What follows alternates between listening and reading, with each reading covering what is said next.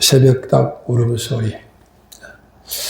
로마서 1장 19절 20절 말씀 보게 되면 하나님께 창조하신 모든 만물이 영원하신 하나님의 신성과 능력을 익히 보여주고 있다. 그렇게 말씀하고 있어요.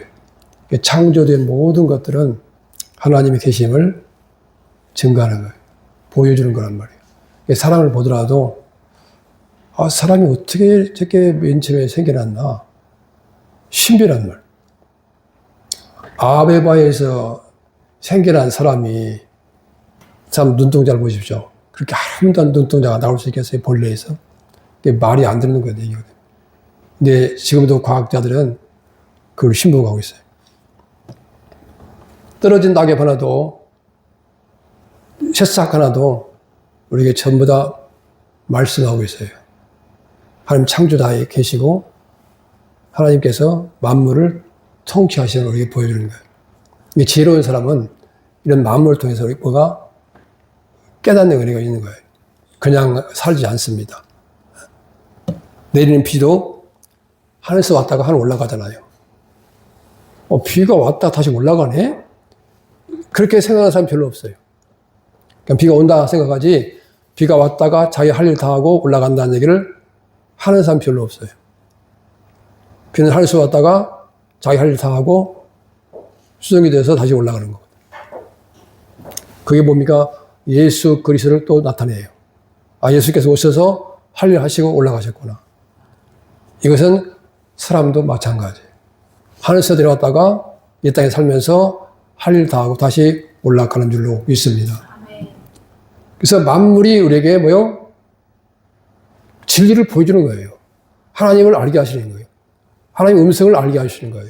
민수기 22장에 보게 되면 발람 선지자가 뇌물을 받고 이스라엘 백성을 저주하러 가는 그게 하나님께서 그 길이 마땅치 않기 때문에 천사를 보내셔갖고 큰 칼을 들고 있다가 선지자를 죽이려고 이렇게 서 있는 걸 나귀가 본 거야. 나귀가 그 무서운 게 안 간 거야. 그러니까 선지자가 때려. 이 나귀가 왜 안 가요? 그러니까 나귀가 말을 해. 왜 때리냐? 네. 놀래 자빠졌지. 나귀가 말을 하니까. 그때서야 하나님께서 이 선지자 눈을 열어보니까 앞에 큰 천사가 칼을 들고 서 있는 거야. 여러분, 나귀를 통해서도 우리 주님께서 우리에게 깨닫게 하십니다. 말이 된 소리를 하시오, 목사님. 무슨 나귀가 사람처럼 말을 합니까? 내가 그럼 할 말이 없어. 실제예요. 실제 나귀가 입을 들어서 말을 했단 말이에요. 하나님을 믿는 백성은요, 무슨 소리를 듣고 살았냐? 하늘의 소리를 듣고 사는 존재입니다. 그래서 우리 영적 사이클이 항상 어떻게 해요? 하늘을 향해 주파수가 맞춰져 있어야 돼요. 세상에 빠져서 세상에 잠을 자게 되면 그 소리를 못 들어요. 죽기까지 예수를 따르겠다고 호언장담했던 베드로가 예수를 3번이나 부인하고 저주까지 합니다. 그리고 새벽닭 울음소리에 그 말씀이 생각이 나서 통곡함이 옵니다. 뭐가 생각이 났어요? 말씀이 생각이 나서. 그 말씀이 왜 생각이 났어요? 네? 새벽닭 울음소리 때문에. 새벽닭 울음소리 때문에 그게 안 울었으면 생각 안 났겠지. 상황이 정신이 없어가지고. 근데 닭이 우니까 아차! 내가 뭔 짓을 한 거야? 가슴 치며 통곡하는 거예요. 여러분, 목회자의 사명은요, 이처럼 깨닫게 하는 겁니다. 억지로 안 돼요. 신앙생활 말씀을 안 산다고 해가지고 목사 초대가가지고 일일이 간섭하면서 그렇게 하면 안 됩니다. 이렇게 하시오, 저렇게 하시오. 할 수 없잖아요. 많은, 성도가 많으면 한 사람도 힘든 거야. 그러면, 스트레스밖에 목사님 여기까지 와가지고, 그거 안 되잖아요. 말씀을 전해서 깨닫게 할 뿐인 거예요. 그래서 그 말씀을 가슴에 새기고 사는 것은 본인이 해야 되는 줄로 믿습니다. 닭 우는 소리는요, 시간과 때를 안 이룬 거잖아요. 그 목사님은 이렇게 설교를 통해서, 말씀을 통해서 깨닫게 하는 게 사명인 거예요. 그래서 이 지구상의 가장 짧은 설교를 갖다가 이 닭 울음 설교로 말하고 있어요. 꽃게요, 개설교야. 거기서 베드로가 깜짝 놀게 됩니다. 저는 지금 닭울음 소리를 하고 있는 겁니다.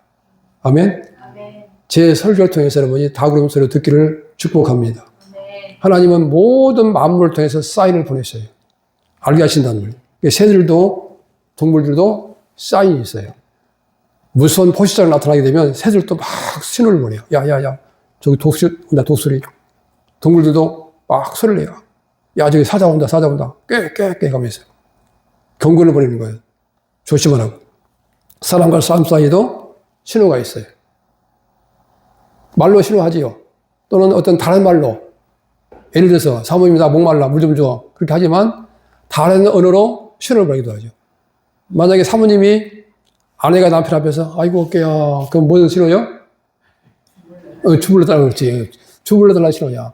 나 주물러 줘서 안 해도 아이고 어깨야 그러면 나 주물러 줘. 그 신호란 말이야. 이처럼 하나님께서 모든 걸 통해서 우리에게 이런 신호를 보내고 계신단 말이에요. 끊임없이. 그래서 우리가 시대적 흐름, 국제 정서, 시국, 자연 이 모든 게 새벽닭 울음소리란 말이에요. 그거 알아들을 수 있어야 돼요. 천재 과학자 아인슈타인이 그렇게 말했잖아요. 이 지구상에 벌이 사라지면, 꿀벌이 사라지면 인류는 4년밖에 못 간다 그랬어요. 꿀벌이 사라졌다? 음성이에요. 새벽닭 울음소리예요. 아, 이 큰일 났네. 지구 멸망이네.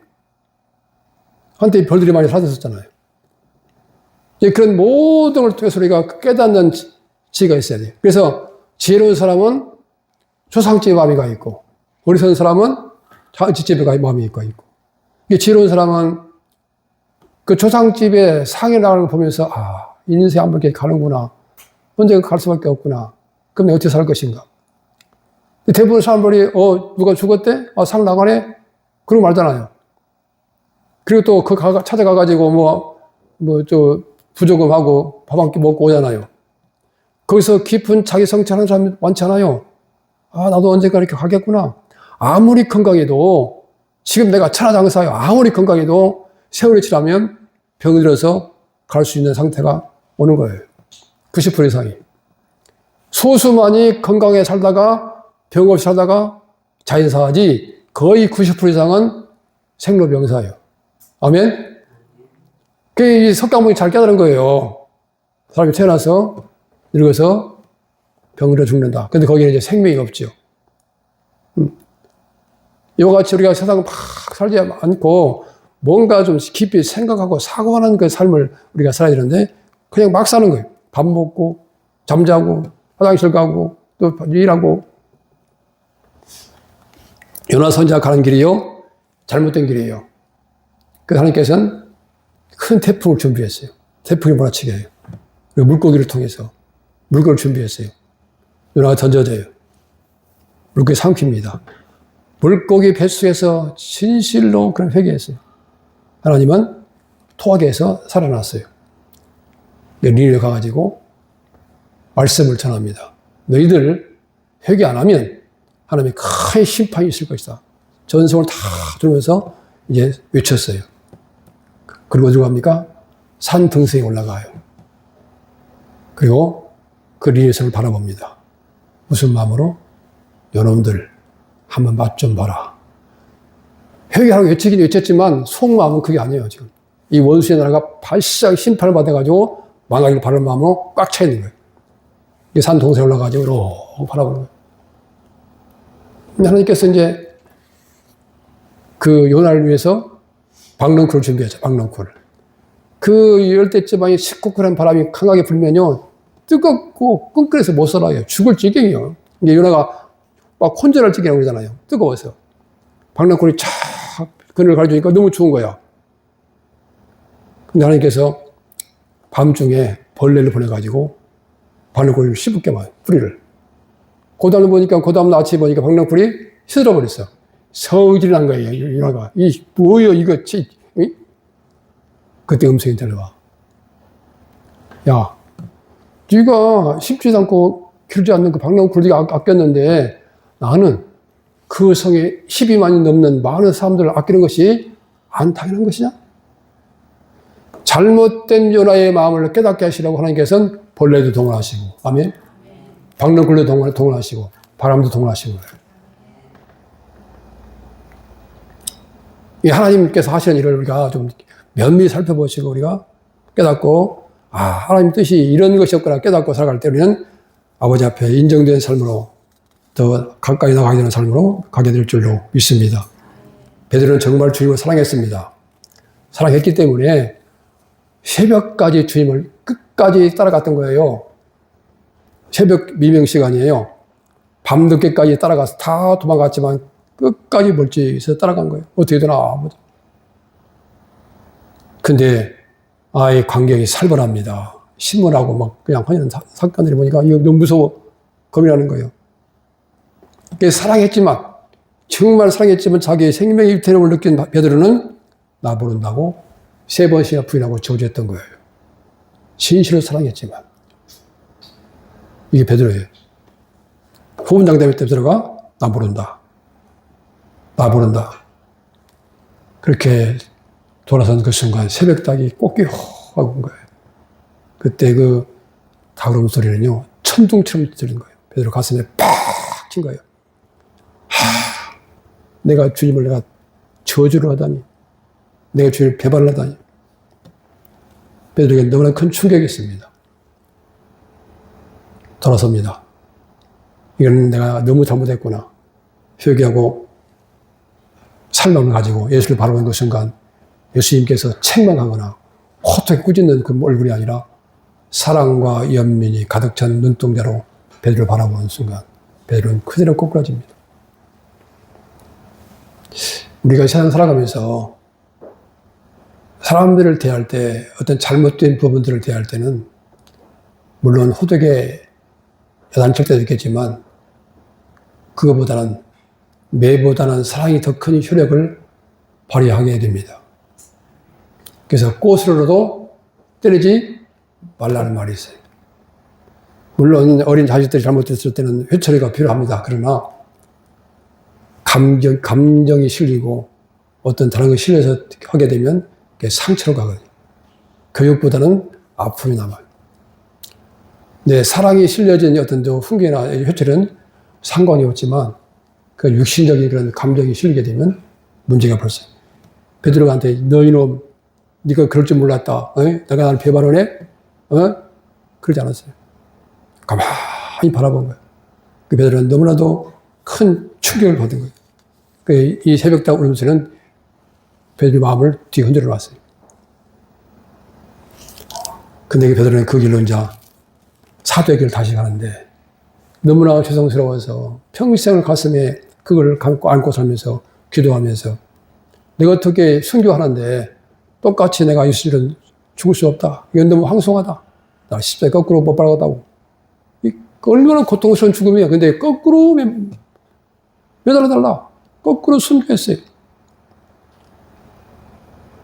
사람들은 주어진 어떤 좋은 것만이 축복으로 생각하고 있어요. 비달기만이 하나님께서 원하시고 바라시고 축복된 일이라고 생각하고 있어요. 아니에요. 사도 바울은 목이 잘려 죽었잖아요. 이사야 선지자는 톱으로 허리가 잘려 죽었잖아요. 목이 잘려 죽었잖아요. 사도 바울도 목이 잘려 죽었고 베드로도 거꾸로 못 박혀 죽었고 이게 무슨 복이요? 복은? 아니잖아요. 청사의 길이 빛나는 그런 마지막이잖아요. 우리가 너무 잘못 생각하는 거예요. 너무 화롭고 너무 풍족하고 넘쳐나는 거 그게 꼭 복일 수는 없는 거예요. 오늘 시간 여러분 이 다그름소를 통해서 새로운 음성을 듣기를 축복합니다. 아멘. 그러면 먼저 이 새벽 다그름 소리는 나에게 무슨 깨달음을 주고 있을까? 첫째로 나를 볼 수 있어야 됩니다. 베드로는 자기 자신을 과신했어요. 나같이 믿음 좋은 사람 많지 않을걸? 내가 받은 능력이 어디야? 능력 보통 능력이 아니지. 예수의 생명, 내 생명이고 내 생명 예수 안에 있는 내가 어디로 가? 모든 사람이 다 나를 예수를 떠나고 딴 데 갈지라도 난 절대 예수를 떠날 수 없어요. 그렇지. 자기 자신 과신한 거예요. 내가 받은 은혜가 어떤 은혜인데 내가 예수를 떠나. 당당하게 자신을 과시하면서 살았던 사람. 그래도 베드로가 한순간에 예수를 돌아섭니다. 그렇다면 오늘 나에게 가구름 소리가 들려왔어요. 꽃기요, 너는 어떤 사람이냐? 지금 묻습니다, 주님께. 너는 어떤 사람이냐? 너는 어떤 믿음을 가졌느냐? 너는 나하고 아름다운 교제가 이루어지고 있느냐? 소통이 되느냐? 지금 닭이 울고 있어요. 나한테 묻는 거예요, 여러분보다.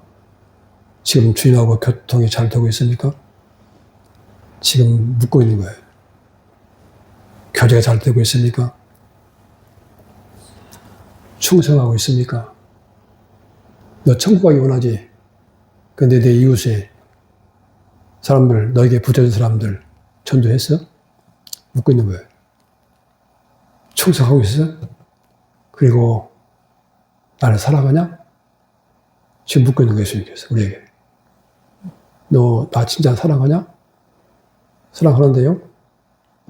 그럼 그 사랑하는 증거를 내놔봐. 지금 이 시간 예수님께서 우리에게 묻고 있어요. 나를 사랑한다면 그 증거를 내놔봐. 나와 함께 동행하느냐? 너 혼자 앞서가잖아. 나는 신경도 안 쓰고.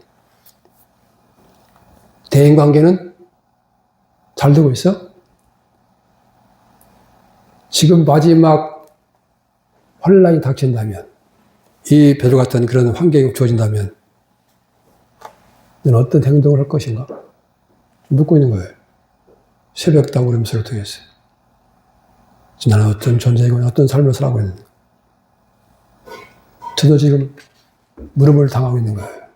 김 목사, 너는 지금 어떤 사람이냐? 너는 지금 충성 다하고 있느냐? 나를 사랑하고 있느냐? 영혼을 구원시키는 그 마음을 갖고 있느냐? 지금 저한테 묻고 있는 거예요, 주님께서. 정말 내 이웃들을 사랑하냐? 지금 묻고 있는 거예요, 주님께서. 물음소를 통해서.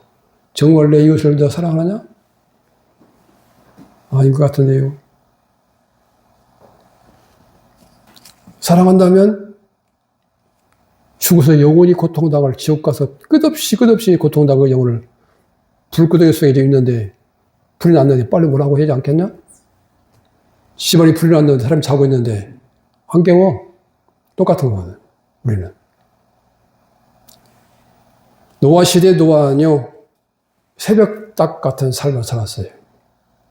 베드로서 2장 5절 말씀 보게 되면 노아는 의의 전파자였다고 했어요. 그래서 끊임없이 전파하는 거예요. 목소리로, 삶으로, 사역으로 방주를 지으면서, 야, 저거 뭐야 저거?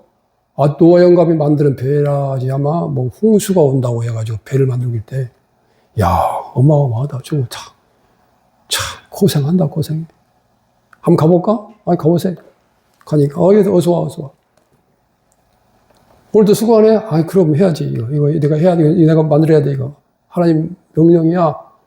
홍수가 온다고, 홍수. 또 시작이네, 이 사람. 아이, 나쁘다, 이 사람아. 이 사람 이게 하루 이틀이 아니야. 벌써 40년 넘게 계속 홍수가 온다 하면서 이러고 있잖아. 40년이 뭐야? 내가 20살 때 시작해서 지금 70인데 50년 그랬구만. 그래요? 50년 동안 홍수가 온다고 외쳤어요. 돌아오라, 하나님께 돌아오라. 비가 와, 안 와? 안 왔어. 60년 전했어요. 비가 와, 안 와? 60년 동안 외쳤는데 한 사람도 안 돌아왔어. 70년을 외쳤어요. 돌아오라. 홍수와 심판이 있다. 70년을 전했는데 한 사람도 안 돌아와. 80년, 90년, 100년을 전했어요. 돌아오라고. 하나님 심판이 있다고. 한 사람도 안 돌아와. 120년을 전했어요. 방주 만들면서 시청각적인 전도를 하면서 한 사람도 안 돌아오고 겨우 19만 구원을 받습니다. 노아 시대만 그런 것이 아니라 소돔과 고모라에서도 롯이 천사의 그 경고를 받고 빨리 피하자. 급박하다. 너무 급해 지금. 뭐 여유가 없어요. 두 사이한테 빨리 피하자. 왜요? 심판이 많다. 무슨 심판이요? 심판은 장로는 지금 농담하십니까? 아, 농담이 아니에요, 사람들아. 빨리 가야 돼. 여기 심판 온다, 심판. 말이 되는 소리 하십시오. 전혀 그런 심판이 올 것 같지 않은 거예요. 전혀 노아의 홍수가 올 것 같지 않은 거예요. 그런 적도 없었고, 어떻게 그런 무서운 심판이 어떻게 와? 상상도 못하는 일이거든요. 결국 심판이 왔어. 소돔과 고모라 성에서 겨우 3사람만 구원을 받습니다. 여러분, 어느 시대고 간에, 어느 때고 간에 하나님 말씀이 가슴에 꽂히는 그런 사람이 있어요. 하나님 말씀이 주어졌을 때 그 말씀이 가슴에 팍 꽂히는 그 사람이 복받은 자입니다. 아무나 꽂히는 게 아니에요. 어떤 사람은 지나가는 바람이에요. 하나님 말씀이 주어지면 가슴에 팍 꽂혀서 그 말씀이 그냥 평생을 차오르는 거예요. 그게 복 있는 사람이에요. 그리고요, 하나님 복을 받을 사람은 하나님이 그냥 놔두지 않습니다. 사건, 사고가 생길 수밖에 없어요. 우리가 완벽합니까? 그런 사람 하나도 없어요. 좀 더 하나님의 사람을 세우시는 의도 때문에 풍랑이 이럴 때가 있는 거예요. 아무런 그런 잔잔하게 문제 없이 사는 사람은요, 위험한 거거든.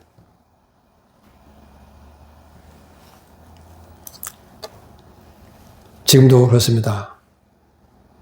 말씀을 듣고 나면 가슴에 간직하고 그 말씀에 매여 사는 사람이 있는가 하면 말씀이 한 귀로 듣고 한 귀로 흘러버려요. 그래서 지난 주일날 설교 제목도 몰라. 말씀 내용은 더 몰라. 하나님의 음성을 듣지 않습니다. 사람의 음성을 듣는 거죠. 근데 하나님께서는 사람을 통해서, 환경을 통해서, 모두를 통해서 우리에게 새벽닭 울음소리처럼 말씀하시거든. 베드로처럼 큰 충격을 받는 사람이 복된 자입니다. 나의 신앙의 현주소는 지금 어디인가? 묻고 있어요. 너 신앙의 현주소는 어디냐? 어디쯤 와 있냐?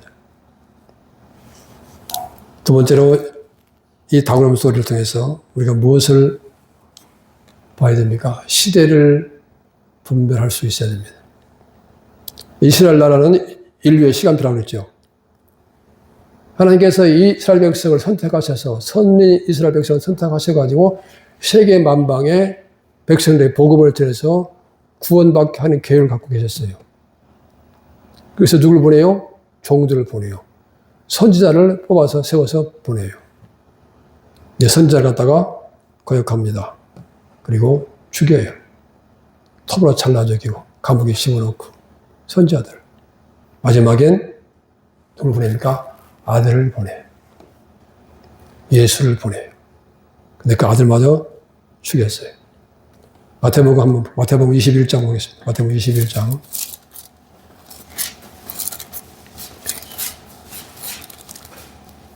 33절부터 38절까지 우리 한번 함께 있습니다. 시작.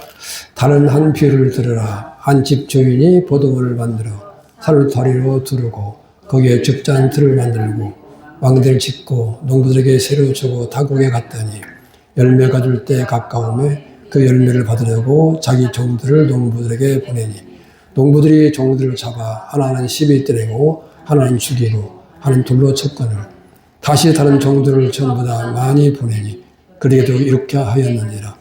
후에 자기 아들을 보내며 이르되 그리 내 아들은 존대하려 하였더니 농부들이 그 아들을 보고 서로 말하되 이는 상속자니 죽이자 그 유산을 차지하자 하고 죽였느니라. 종들을 보냈어요. 선자들을 보냈어요.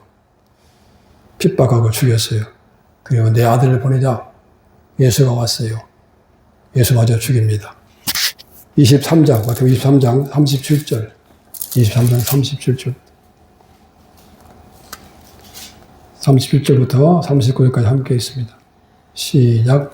예루살렘아, 예루살렘아, 선지자들을 죽이고 내게 파송된 자를 돌로 치는 자여, 암탉이 그 새끼를 날개 아래에 모은 것이 내가 내 자녀를 모으려 한 일이 몇 번이더냐.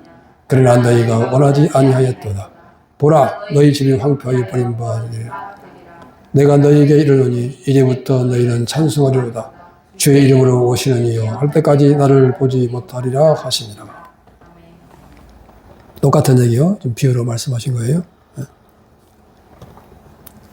이 말씀이 그대로 이루어져요. 주 37년, 70년 로마 디도 장군이 쳐들어와가지고 이스라엘 산사투각 내버립니다. 박살을 내버립니다. 110만 명이 죽임을 당했습니다. 역사가 요세푸스의 말에 의하면 사람이 죽여서 흘러간 피가 말 굴레까지 찼다고 이렇게 기록되어 있어요. 10만 명이 포로로 끌려갑니다. 그때 성이 뺑 부여해가지고 상한이 배가 고파가지고 여인이 엄마가 아기를 잡아먹었어요. 이때 엘리사 때도 그런 게 있었거든요. 굶주려가지고 미쳐가지고 정신이 돌아가지고 엄마가 아들을 잡아먹었어요. 북한에도 그런 일이 있었다고 그러더만. 북한에도 고난행군 때 아기를 삶아먹었다는 얘기했더라고요. 그리고 뿔뿔이 써집니다. 디아스포라. 능욕당하고 고난당하고 고통당하고 장장 2000년 동안이요. 근데 다시 하나님께서 이스라엘 백성을 불러 모으십니다. 그래서 에스겔서 39장 이하에 보게 되면 다시 돌아오게 하신다고 말씀하고 있습니다. 한번 볼까요? 에스겔서 39장 보겠습니다.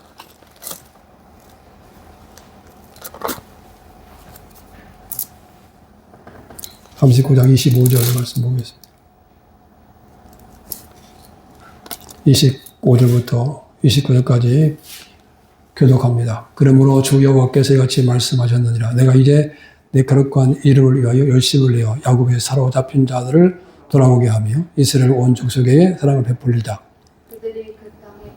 26절이요. 그들이 그 땅에 평안히 거주하고 두렵게 할 자가 없게 될 때에 부끄러움을 품고 내게 범한 죄를 뉘우치리니. 27절이요. 39장 27절. 내가 그들을 만민 중에 저하게 하고 적국 중에서 모아 내 많은 민족이 보는 데서 그를 말미암아 나의 거룩함을 나타내리라.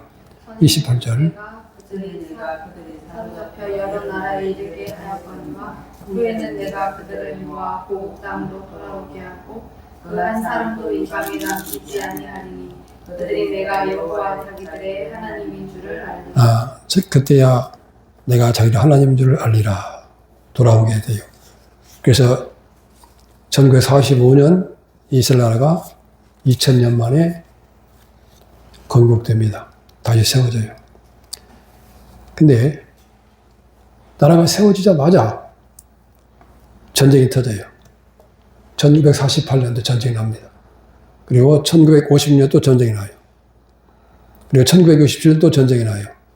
이게 6.1 전쟁이거든요. 6.1 전쟁인데 아랍 국가 14개국이 포함되어서 이스라엘 민족을 치는 거예요. 성경 볼 거 없어요. 맞는 얘기니까 여기 보세요. 없는 얘기 대하는 게 아니죠. 14개 나라가 합쳐져가지고 한 나라 치는데 어떻게 이깁니까? 이스라엘이. 근데 어떻게 해요? 대승리를 거두어요. 누가 하신 거예요? 하나님께 하신 거예요. 이 아랍 병사들이 한 얘기가 이스라엘 병사가 총을 쏠라고 딱 겨누면 그 이스라엘 병사 한 사람 뒤에 수천 명의 천사가 와 있는 거예요. 이 아랍 병사가 한 얘기예요. 총을 쏠 수가 없더라는 거예요. 아니, 한두 국가도 아닌데 14개 국가가 힘을 합쳐갖고 이스라엘 쳤잖아요. 근데 어떻게 그걸 못 이깁니까? 그냥 밀고만 가도 이길 텐데 못 이기고 쳤잖아. 그리고 1973년 또 전쟁이 일어나죠. 다 승리하죠. 다 이겼어요. 한 번도 진 적이 없어요. 지금 2026년 전쟁이 또 벌어지고 있어요. 이 전쟁은 마지막 전쟁은 아니에요. 계시록 9장 한번 볼까요? 계시록 9장. 계시록 보겠습니다. 계시록 9장.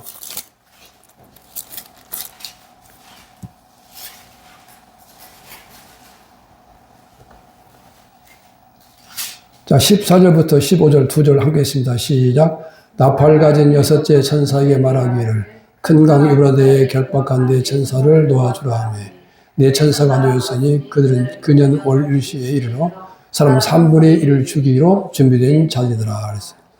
이게 지금 마지막 아마겟돈 전쟁이거든요.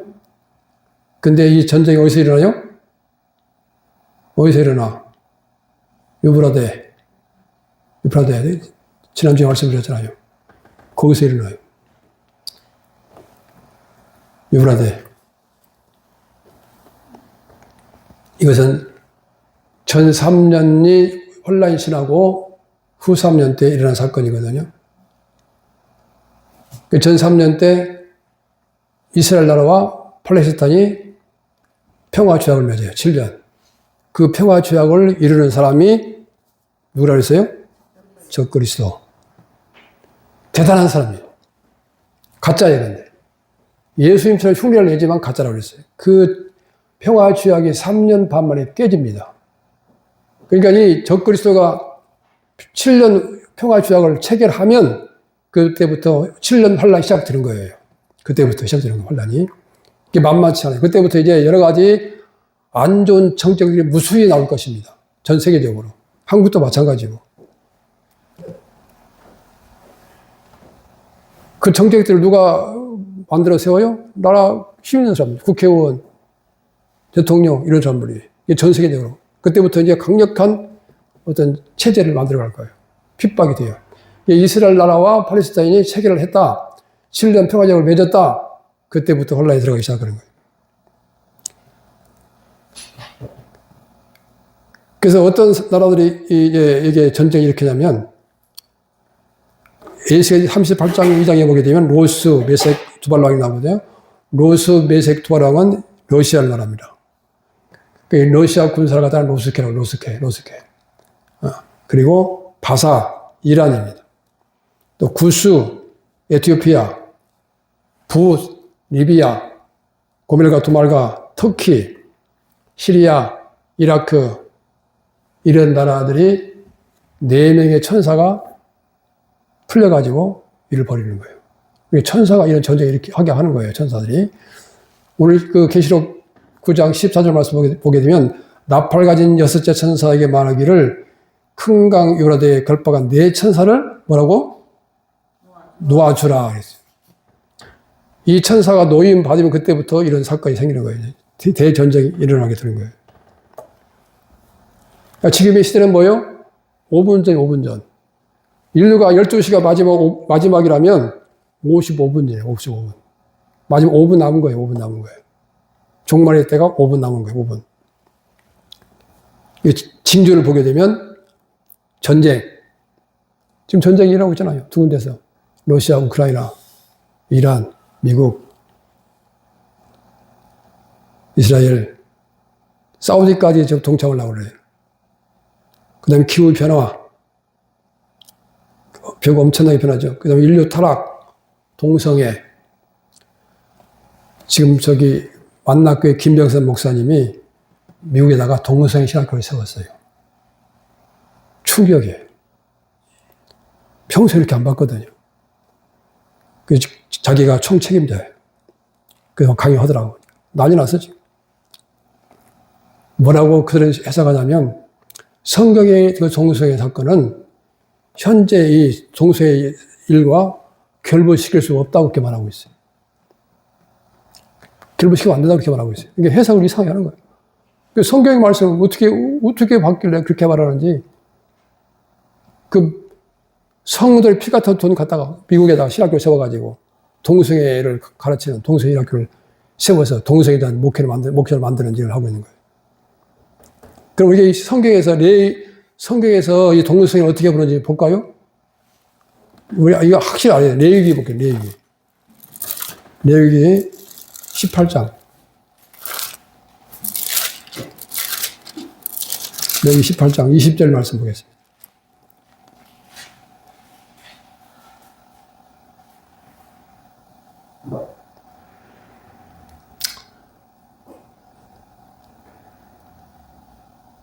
(22절) 말씀 볼까요? 시작. 너는 여자와 동침한 같이 남자와 동침하지 말라. 이는 가증한 일이니라. 네. 여기 보면 짐승과도 그런 얘기를 써놓고, 이거 동성애를 말하고 있잖아요. 그 다음에 20장, 여기 20장, 13절 말씀, 볼게요. 13절 말씀. 여기 20장 13절, 시작. 누구든지 여인과 동침하든 남자와 동침하면 둘 다 가증한 일을 행함진즉 반드시 죽일지니 이랬어요. 그 다음에 고린도전서 6장 9절, 고린도전서 6장 9절, 고린도전서 6장 9절.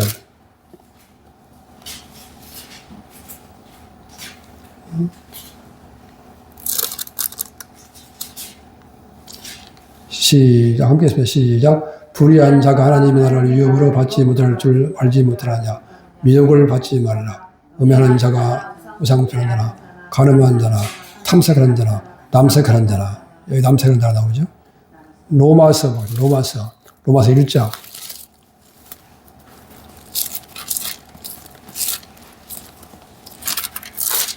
로마서 1장 26절 27절 말씀 보겠습니다. 26절 27절 시작. 이 때문에 하나님께서 그들을 부끄러운 욕심에 내어 보내주셨으니 곧 그들이 여자들도 순리대로 쓸 것을 바꾸어 여물었으며 그와 같이 남자들도 술대로 여자 세기를 버리고 서로 향하여 음욕에 불릴 듯하며 남자가 남자로 더불어 북권위를 행하여 그들의 그릇 때문에 상당한 봉을 그리 화신받았느니라.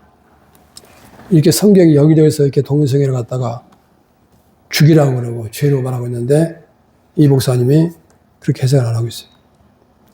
이게 목사님들의 분별력이 어떻게 해요? 무너지고 있는 거예요. 그런 큰 교회에서 그러니 지금 그에서 무너지기도 하지만 또 인격이 잘못돼 무너지기도 하고 지금 보통 이게 지금 문제가 아니에요. 심각한 문제가 아니에요. 동성애는 심각한 거예요. 거기다가 또 일루미나티, 프리메이슨 좀 엄청난 일을 벌이고 있단 말이죠. 전 세계적으로. 종교, 경제, 문화 다 닫고 있잖아요. 그래서 경제 통합, 종교 통합. 지금 한국에는 뭐요? 교회 폐쇄법을 만들려고 하고 있잖아요. 국회의원들이 지금 발의해 놨어요. 통과하지 못하도록 지금 여기저기서 아니에요, 지금. 뭐, 대목도 아닌데. 전 세계에서 없는 법이, 지금 한 번도 없었던 법이요. 교회 폐쇄. 근데 지금 한국에서 만들려고 하고 있어요. 발의해 놨어요. 그러다가 교회가 잠을 자요. 예수님께서 오실 때는 교회가 잠을 잔다고 했어요? 안 잔다고 그랬어요? 잠을 잔다고 했어요. 다 졸며 잤어요. 이게 자기끔 돼 있어요. 근데 뭐가 문제냐면 준비를 하고 자야 된다. 기름 준비. 그리고 왜 등불이 그때 필요한가요? 등불이 왜 필요해요? 어두우니까, 밤이니까 어두우니까. 그럼 마지막 시대, 밝은 시대에 어두운 시대? 어두운 시대예요. 어두운 시대이기 때문에 등불이 필요한 거예요. 그럼 등불이 뭐예요? 실제 등불은 기름이지만 우리는 어떻습니까? 성령의 은혜로 인해서 세상을 밝히는 삶을 사는 거예요. 빛처럼. 등대의 빛처럼. 소금처럼 사는 걸 갖다가 기름등을 든 거예요, 우리가. 이게 복받는 설교가 아니라 하나님의 사람으로 세워지는 그 삶을 살라고 나가는 메시지가 복도의 메시지입니다. 마지막은요, 뭘 하고 안 하고가 중요한 게 아니에요. 내가 어떤 존재가 되었냐가 중요한 거예요. 끊임없이 기도해야 돼, 하나님 앞에. 나 자신을 놓고. 하나님의 사람으로 만들어 달라고. 기도하셔야 돼. 이 전부 다 뭡니까? 전쟁, 기후변화, 인류 타락, 동성애, 일루미나티, 경제통합, 종교통합, 교회 폐쇄법, 잠자는 교회들 전부 다 새벽답 울음소리예요. 듣고 깨달으라는 거예요. 교회 아니면 이런 얘기 어디서 나오고 있어요? 세상에 이런 얘기 할까요? 전혀 없죠. 웃고 즐겨 떠들고. 일반 TV에서 이런 거 나오나요? 그냥 울고 짜고 뭐 어쩌고 면석구에 나오고 뭐. 그래서 교회가 필요한 거거든요. 그리고 죄 정리가 필요한 것이고. 세 번째는요, 이 닭 울음소리를 통해서 어떻게 되냐? 깨어나야 됩니다. 아멘 합시다. 깨어나야 돼요. 이 서양 사람들은요, 지진만 나도요, 그 다음 저 교회 출석률이 높아져요. 하나님 음성을 들은 거예요. 깨달은 거예요. 아, 이건 그냥 사건이 아니다. 하나님께 보내신 사인이라고 깨닫는 거예요. 그렇기 때문에 어떻게 해요? 마음을 바꾸는 거예요. 베드로 새벽닭 울음소리에 정신이 번쩍 났어요. 깨달았어요.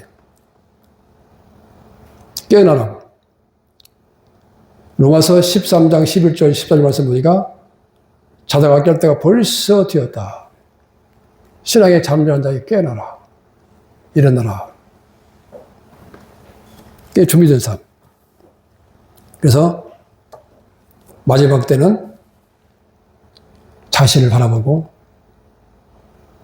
깨어 회개하고 준비하고 언제라도 주께서 오신다면 말할 수 있고 내가 언제라도 떠날 수 있다면 그 떠날 때 미련 없이 주 앞에 갈 수 있는 자세가 돼야 된다.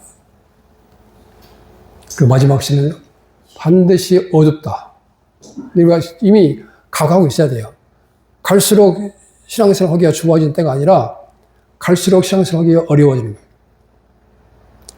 미국 같은데, 영국 같은 데서는 성경 들고만 있어도 잡혀간다더라고요. 이것만 들고 있어 경찰 잡아간대. 그러니 어떻게 신앙생활을 마음대로 하겠어요? 동성이 나와가지고 목사님 줄에 서주세요. 난 못합니다. 왜 못합니까? 이유를 말하시오. 아니 성경이 그만했다. 그러면 잡혀가는 거예요. 아, 벌금 내야 돼요. 지금 그래요. 지금 현재 그래요. 현재 그래요. 그래서 이 동성애법이 통과된 나라마다 전부 다 교회가 다 죽어요. 그래서 예수님께서 내가 오실 때 믿음의 인자를 보겠느냐? 그게 지금 이루어져 가는 거예요. 그렇게 될 수밖에 없어요. 근데 우리가 거기에 동조하고 따라갈 그런 우리가 되어서는 안 될 줄 믿습니다. 우리 역행해야 돼요. 역행. 역행은 힘들어요. 힘들지만 거기는 생명길이라는 얘기. 지금도 새벽닭은 울고 있습니다. 여러 가지로. 지금 저도 새벽닭 울음소리를 하고 있는 거예요. 그 나의 주어진 모든 삶의 여건 속에서 새벽닭은 여전히 울고 있는 거예요. 경제적으로, 또는 뭐 가족적으로, 또는 뭐 건강적으로, 또는 무슨 뭐 관계적으로, 또는 시국적으로, 모두를 통해서 우리에게 말씀하고 있는 거예요.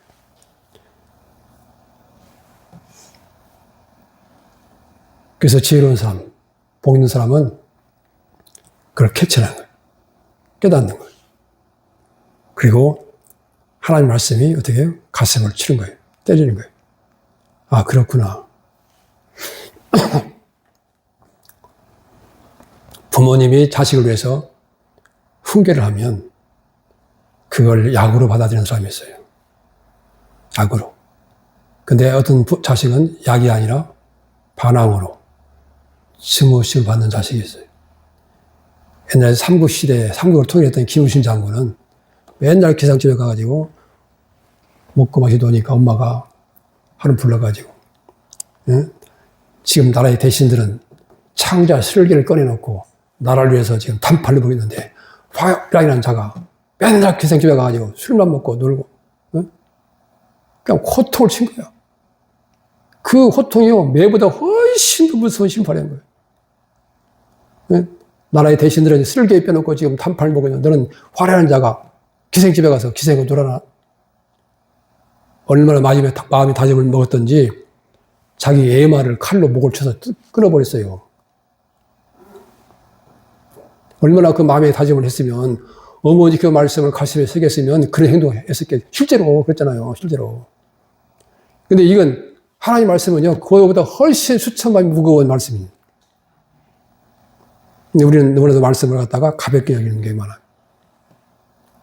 어차피는 언젠간 우리가 나를 창조하신 분 예수를 쓸 텐데 그렇다고 우리가 하루하루의 삶이 정말 귀하고 아름답고 짜임새 있는 삶을 우리가 살아야 됨에도 불구하고 그냥 흘러보내는 때가 너무 많다는 거죠.